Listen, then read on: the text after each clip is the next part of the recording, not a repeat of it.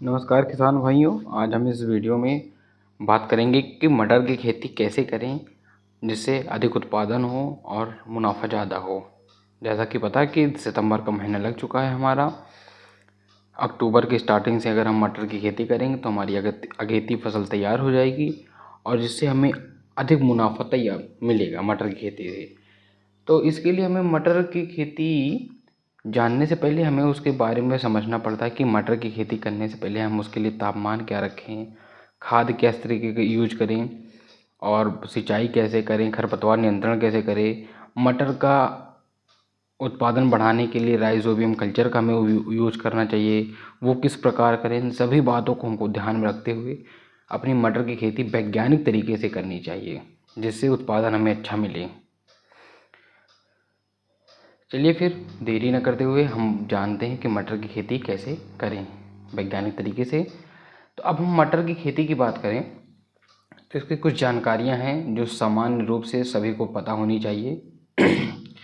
जिसमें हम बात करेंगे अगर मटर का, जैसा कि पता है मटर, हम इतनी देर से बार बार मटर का नाम ले रहे हैं तो इसका जो सामान्य नाम है मटर, जिसे हम इंग्लिश में पी कहते हैं। लेकिन वहीं अगर हम बात करें इसका वैज्ञानिक नाम तो इसका वैज्ञानिक नाम है पाइसम सटाइवम, जिसे हम पढ़ाई के रूप में भी देखते हैं तो इसका वैज्ञानिक नाम होता है पाइसम सटाइवम, साइंटिफिक नेम। वहीं इसकी अगर फैमिली की बात करें, कुल जो है ये फवेसी कुल का है जिसे हम लेगुमिनेसी कुल भी कहते हैं। लेगुमिनेसी कुल ये दलहनी फसलों की होती हैं। अब वहीं अगर इसकी गुणसूत्र संख्या देखा जाए तो 2n=14 इसका गुणसूत्र संख्या होता है। लेकिन अगर हम बात कर लें इसमें परागण की तो इसमें मुख्यतः जो परागण होता है स्वपरागण होता है, सेल्फ पॉलिनेशन इसमें पाई जाती है मटर में। अब हम मटर की खेती के बारे में समान जानकारी तो देख ली कि मटर क्या कहते हैं, किस प्रकार से उपयोगी है, उनका नाम, उनका विवरण क्या कैसे है। अब हम देखते हैं कि मटर की खेती की कुछ समाधान, जिसमें हम कुछ इम्पोर्टेंट पॉइंट्स पढ़ेंगे इसके बारे में कि मटर विश्व की महत्वपूर्ण दलहनी फसल है। इसका उपयोग सब्जी दाल के रूप में किया जाता है। साधारण सी बात है, सभी को पता है कि मटर एक दलहनी फसल है और इसका उपयोग हम सब्जी और दाल के रूप में करते हैं। सब्जी में हम हरी मटर का यूज़ करते हैं जिसमें हम आलू, अगर नॉर्मल भी सब्जी बनाते हैं तो आलू मटर की सब्जी हो गई, मटर पनीर हो गई, इन सभी में हम मटर का यूज़ करते हैं। वहीं अगर हम सूखी दाल में यूज करें तो छोला बनाने में यूज होती है हमारी, और उस तरीके से भी मटर दाल बनती है, इनका भी यूज किया जाता है। अब हम बात करते हैं कि मटर के सूखे दाने में लगभग 22.5% प्रोटीन पाई जाती है, और जबकि मटर के ताजे दाने में प्रोटीन की मात्रा 7.2% होती है।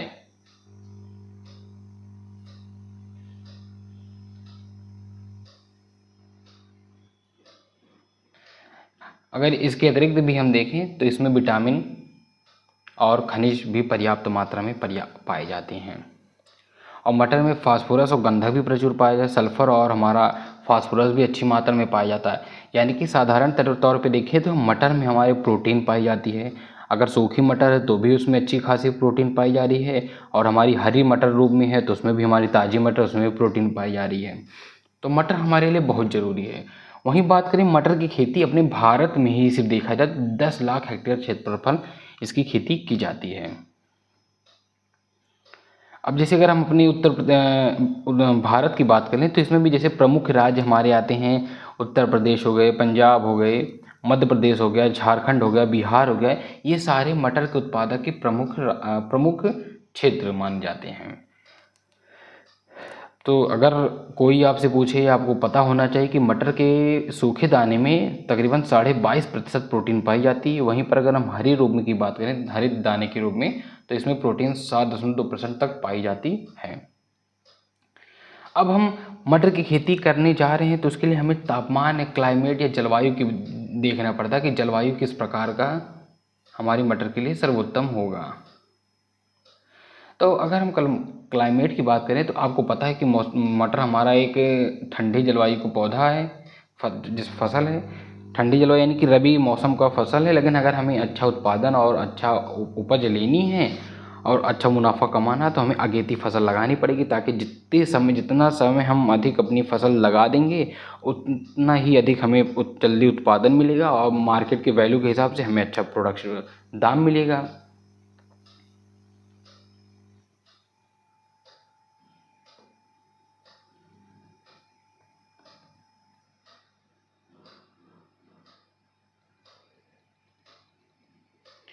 अब चलिए आगे देखते हैं हम। अगर हम इसके तापमान की भी बात कर ले रहे हैं तो मटर के लिए पर्याप्त मात्रा में 15 से 25 डिग्री तापमान उपयुक्त होता है, जो हमारा ठंडे मौसम में रबी के सीज़न में होता ही है, आपको पता ही है। अंकुरण के लिए सारे जितनी भी रबी फसलें होती हैं उसमें हमारे तापमान 15 से 25 पर्याप्त होता है। अगर अधिक गर्मी और पाला सहन करने में दोनों में नुकसान होता है। अगर ज़्यादा गर्मी भी है और ज़्यादा पाला भी है तो दोनों के लिए नुकसान हो जाता है इन फसलों के लिए। तो हमें इनसे बचाने के लिए काफ़ी करनी पड़ी समस्या का देखना पड़ता है। अब हम बात करते हैं भूमि कि हमारी जो मटर है किस भूमि के लिए सबसे उत्तम मानी जाती है। साधारण तौर पे देखा जाए तो दोमट भूमि जो होती है सबसे अच्छी रहती है। वैसे तो फिलहाल दोमट भूमि ऐसी भूमि है कि जिसमें सभी प्रकार की फसलों को हम अच्छे प्रकार से खेती कर सकते हैं, जिससे हमें मुनाफा ही होगा। फिर भी अगर हम देखा जाए तो पीएच मान जो हमारी भूमि की होगी 6 से 7.5 के उपयुक्त होनी चाहिए। इसलिए किसान भाइयों, आप सभी को समय समय पर अपनी भूमि का टेस्ट जरूर कराना चाहिए। उससे ये पता चलता है कि हमारी भूमि में किस पोषक तत्व की कमी है या किस पोषक तत्व की अधिकता है, या भूमि का पीएच मान कैसे है। जो भी समस्या होगा ये हमारे वैज्ञानिक आपको समझाएंगे कि आप इन चीज़ों का इस्तेमाल करिए, अपने खेत को और अच्छा बनाइए। और जब भी अगर हम खेत की तैयारी कर रहे हैं तो उस वक्त पानी निकास वाली भूमि होनी चाहिए। यानी कि हमारे खेत में बाई चांस बारिश ज़्यादा हो गई या खेत में पानी ज़्यादा पड़ गया चला गया तो हमें उसे पानी निकालने की पर्याप्त मात्रा में सुविधा होनी चाहिए, जिससे जल भराव नहीं होगा और पौधे हमारे सड़ेंगे नहीं। साधारण सी बात, अगर हमारे खेत में अनावश्यक पानी भरा रहेगा तो हमारे पेड़ की जो जड़ें होंगी या तने होंगे या जो भी होंगे वो सबको सड़ने लगते हैं। इसलिए हमें जल निकास की सुविधा बनानी पड़ती है। जल निकास का मतलब होता है कि खेत से अनावश्यक जल को, जितने भी अनावश्यक जल हैं उन्हें बाहर निकालना ही जल निकास कहलाता है हमारा।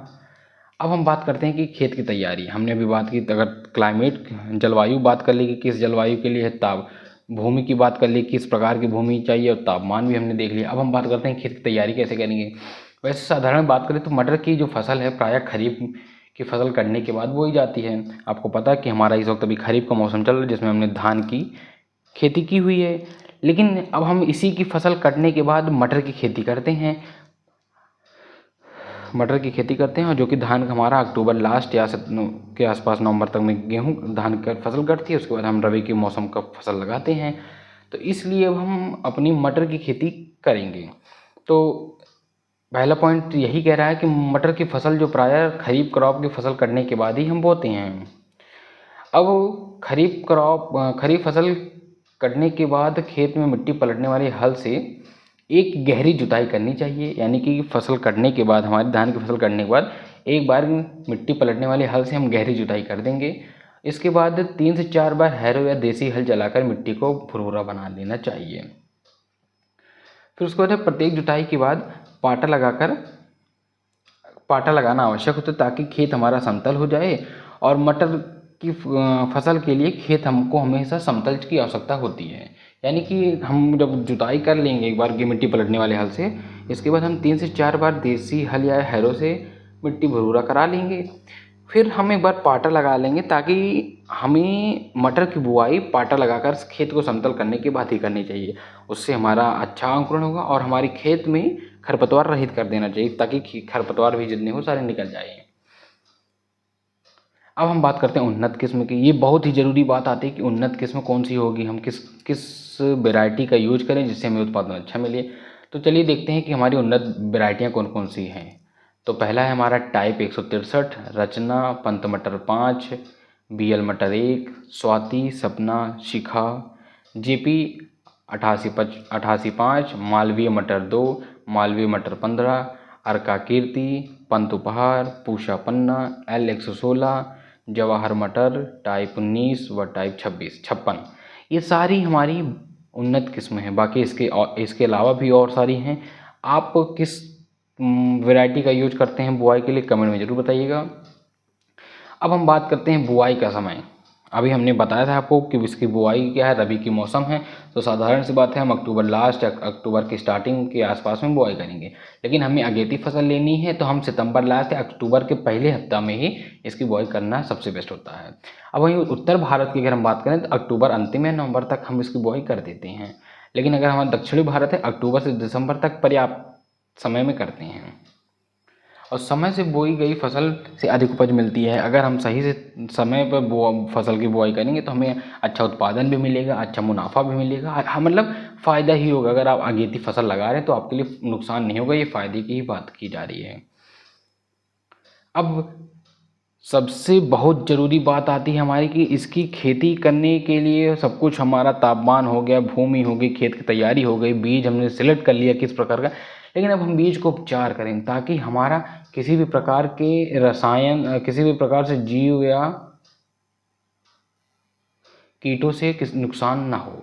तो उसके लिए हम सबसे पहले क्या करेंगे, मटर के बीज तथा जड़ में गलन रोग न लगने पाए इसके लिए बीज को बोने से पहले किसी कीटनाशक दवा जैसे हमारा थायराम हो गया, कैप्टान हो गया, बाविस्टिन हो गया, बीटाबैक्स हो गया, ये सारे हमारे दवा होती हैं कीटनाशक, जिससे हम 2.5 ग्राम रसायन को प्रति किलोग्राम बीज दर से उपचारित करेंगे। यानी कि हमारे पास अगर 1 किलोग्राम हमें मटर बोना है तो उसके लिए हम 2.5 ग्राम इन दवाओं का यूज करेंगे, जैसे हमारा कैप्टान हो गया, थायराम हो गया। ये सारे हमारे रोग से, कीट से बचने के लिए यूज किए जाते हैं, जिसे हम बीज को शोधित करेंगे। फिर वहीं पर हम अपने उपज को बढ़ाने के लिए राइजोबियम का एक पैकेट आता है, राइजोबियम कल्चर जिसे कहा जाता है, उसके एक पैकेट में 250 ग्राम के कल्चर होता है। उसे हम पानी में भिगोकर अच्छी तरीके से, तो जिससे हम 10 किलोग्राम बीज को उपचारित कर लेते हैं। इससे एक मटर के चारों तरफ एक लेयर बन जाती है राइजोबियम के, जिससे अंकुरण अच्छा होता है और उत्पादन बढ़िया मात्रा में होता है।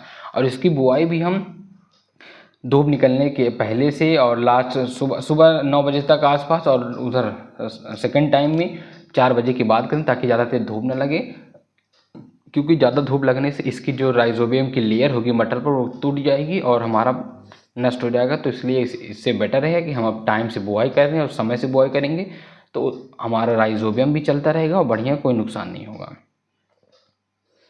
अब हम बात करते हैं खाद एवं उर्वरक की, ये भी बहुत ज़रूरी पॉइंट है। अब हम लेकिन इस वीडियो में आपको बताएंगे प्रति हेक्टेयर की दर से खाद किस तरह की यूज़ करें। तो सबसे पहले अगर हम देख लें, नाइट्रोजन की बात कर लें, 20 से 25 किलोग्राम पर्याप्त है। बहुत बहुत ही अच्छी तरीके से हमारा नाइट्रोजन इतना पर्याप्त होता है। पता है आपको, राइजोबियम क्या कहते हैं, मटर हमारी एक दलहनी फसल है, तो इनकी जड़ों की गांठों में राइजोबियम पाया जाता है। यह एक जीवाणु होता है जो वायुमंडलीय नाइट्रोजन का स्थिरीकरण करके वो ज़मीन में लाता है नाइट्रोजन को। इसलिए हमें नाइट्रोजन की मात्रा ज़्यादा नहीं देनी पड़ती है, ये पर्याप्त मात्रा में हमें खाद दे देता है। इसीलिए इन सभी से हमारी खेत की भूमि भी बहुत अच्छी बनी रहती है। वहीं अगर हम फास्फोरस की बात कर लें तो 50 से 60 किलोग्राम पर्याप्त होता है, बहुत ही अच्छी तरीके से उत्पादन के लिए हमारा। और पोटास भी हमारा 20 किलोग्राम बहुत है। अगर हम वही जैसे गोबर की खाद की बात कर ले रहे हैं, FYM जिसे कहा जाता है, तो 8 से 10 टन हमारे खेत के लिए बहुत ही अच्छी मानी जाती है। इतने हम खेत की तैयारी के समय, उसके बाद हम बढ़िया से खेत में छिड़कवा दें और उसको मिट्टी में मिलवा दें, फिर 1 महीने के आसपास में बढ़िया से हो जाएगा तैयार, तो हम अपने खेत में बुआई करना चाह सकते हैं। अच्छा, अब सिंचाई की बात कर ली जाए। वैसे तो सिंचाई की बात की जाए तो मौसम हमारा ठंडा मौसम रहता है तो सिंचाई बहुत नहीं चाहिए, लेकिन फिर भी फसलों को अच्छे बढ़वार के लिए, पाले से बचाने के लिए, इन सभी के लिए हमको सिंचाई कम से कम करनी ही पड़ती है। लेकिन पहली सिंचाई अगर हम बात करें तो बुआई के 20 से 25 दिन के अंतराल पर एक सिंचाई, हल्की सिंचाई, बहुत ज़्यादा सिंचाई, नॉर्मल से सिंचाई करते हैं हम, जिससे हमारा अंकुरण भी अच्छा हो, हमारी फसल बढ़वार धीरे धीरे अच्छी होती रहे। वहीं दूसरी सिंचाई हम तब करेंगे जब फूल आने का समय हो जाता है। और तीसरी सिंचाई फलियों में दाना भरने के समय हम करते हैं ताकि दाने हमारे अच्छे हों और मोटे बने रहें। और एक बात और किसान भाइयों, कि पानी की अधिकता नहीं होनी चाहिए खेत में हमारे। वैसे भी पता है आपको, ठंडी का मौसम होता है, हम खेत में हमारी पर्याप्त नमी बनी रहती है, फिर भी हमें पानी बहुत कम मात्रा में देनी चाहिए ताकि हमारा खेत में लगातार पानी रहने से हमारे और फसलों में किसी प्रकार का रोग, सड़न रोग, इन सभी लोग ना लग पाएँ। फिलहाल हमने इसके पहले अपने बीज को इसीलिए उपचारित किया ताकि किसी प्रकार का रोग ना लगने पाए, जिसमें हमने कैप्टान थायराम से 2.5 ग्राम प्रति किलोग्राम बीज दर से बीजों को बढ़िया से संशोधित कर लिया और उपज बढ़ाने के लिए राइजोबियम कल्चर से भी उसे उपचारित किया। और पता आपको ये जानकर बड़ी खुशी होगी कि ये राइजोबियम से अगर हम उपचारित कर रहे हैं अपने बीजों को तो हमारे उत्पादन में 10 से 15% की बढ़ोतरी हो जाती है। अब हम खरपतवार नियंत्रण की बात कर लेते हैं। तो खरपतवार नियंत्रण में साधारण बताएं तो अगर मटर की फसल शुरुआत के 40 से 45 दिन में खरपतवार का नियंत्रण आवश्यक होता है, क्योंकि स्टार्टिंग में खरपतवार ज़्यादा उगते हैं तो हम उन्हें किसी भी माध्यम से निराई गुड़ाई खुरपी के माध्यम से आराम से निकाल सकते हैं।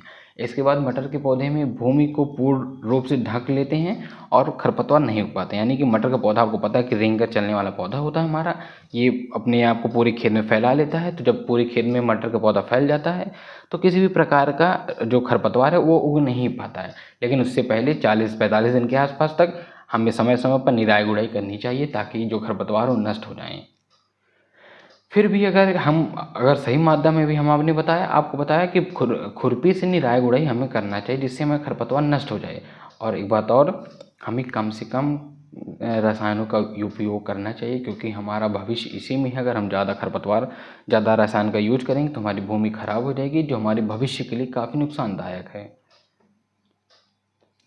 अगर हम दवा की भी बात कर लेते हैं तो बेसालिन एक दवा आती है जिसकी में 2.75 किलोग्राम की मात्रा को ले लेंगे हम, उसे 800 से 1000 लीटर पानी में मिलाकर खेत की अंतिम तैयारी के बाद समान रूप से छिड़काव कर देते हैं। अब हम रोग और कीट की बात कर लेते हैं। आप देख ही रहे हैं फिगर में किस प्रकार के रोग और कीट होते हैं। तो रोग की बात कर लें तो पाउडरी मिल्ड्यू, जड़ सड़न रोग, इन सभी के लिए। और कीट की बात कर लें तो फली छेदक, ये सबसे ज़्यादा घातक मटरों में होती है। मटर में इन सभी की समस्या ज़्यादा होती है। फली छेदक हो गई, पाउडरी मिल्ड्यू हो गई, जड़न हो गई, इन सभी के नियंत्रण के लिए हम क्या करते हैं, नीम आधारित कीटनाशक, जो हमारी नीम से आधारित कीटनाशक होते हैं या तो कार्बेंडाजिम, इनका उपयोग करते हैं। अब हमारा लास्ट आता है कि उपज। भाई अगर हमने इतने अच्छी तरीके से अगर वैज्ञानिक तरीके से खेती की है तो हमारा उपज कितना आता है। तो अगर हमने सामान्य रूप से अगर सामान्य उपज की बात कर रहे हैं तो 40 से 50 कुंटल प्रति हेक्टेयर हमारी हरी मटर उपयोग आती है उत्पादन में। हमने अगर सही से बुआई, निराई गुड़ाई सब कुछ की, दवाइयों का इस्तेमाल किया, एक थोड़ी सी मात्रा में बीज उपचार किया, राइजोबियम से उपचार किया, तो इससे हमारा 40 से 50 कुंटल प्रति हेक्टेयर हरी मटर हमारी उपज में आएगी। अगर वहीं हम सूखी मटर की बात कर ले रहे हैं तो मैक्सिमम 15 से 20 कुंटल प्रति हेक्टेयर हमारा इसकी भी उत्पादन मिलती है, जो हमारे लिए पर्याप्त है। हमने जितनी मेहनत की उससे बेटर ही हमें रिजल्ट मिलता है और मुनाफा अच्छा होता है। इसीलिए अगर हम अगेती फसल भी लगा रहे हैं तो मैक्सिमम हमारा 70 से 80 दिन या 100 दिन के आसपास हमारी मटर की खेती तैयार हो जा रही है, जिससे हमें मार्केट में वैल्यू, क्योंकि आपको पता है कि मार्केट में उसी की वैल्यू होगी जब हमारा जितना जल्दी हम अपने खेती को कंप्लीट कर लेंगे। तो इस प्रकार किसान भाइयों, हम अच्छे तरीके से अगर खेती करेंगे तो हरी मटर जो हमारी 40 से 50 कुंटल की उत्पादन होगी, और वहीं सूखी दाल की बात कर ले रहे हैं तो 15 से 20 कुंटल हमारा पर्याप्त हो जाता है। उम्मीद है आपको ये चीज़ अच्छी लगी होगी। ये जानकारी मटर की खेती किस प्रकार से करें वैज्ञानिक माध्यम से, हमें नहीं लगता कि हमने कोई पॉइंट छोड़ा, अगर छूटा होगा तो हमें माफ़ कीजिएगा। बाकी हमने आपको बहुत ही विस्तार तरीके से मटर की खेती के बारे में बताया है।